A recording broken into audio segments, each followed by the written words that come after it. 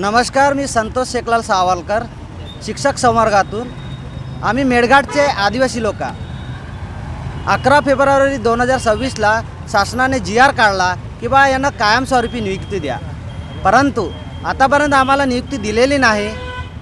आणि आमची जी घरची परिस्थिती आहे ती खूप बिकट आहे, कारण घरी कामं करणारे कोणीच नाही, आम्हाला शेती नाही आहे.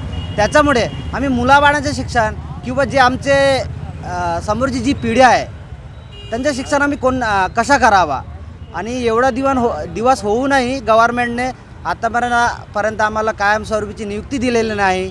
त्यामुळे आमचं लग्न होत नाही आहे, वेळेवर नोकरी भेटत नाही. त्यामुळे आम्हाला खूप साऱ्या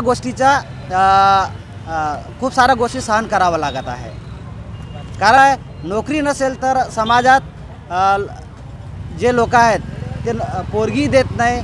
आणि कसं आहे, एवढं शिकूनही समजा नोकरी भेटली नाही तर मग या शिकण्याचा अर्थ काय. तर मागण्या पूर्ण झाला नाही तर आम्ही हे जे आंदोलन आहे आजपासून जे बसलो 27 पासून, हे जे आंदोलन आहे बेमुदत आंदोलन चालू राहील जोपर्यंत आमच्या मागण्या पूर्ण होणार नाही.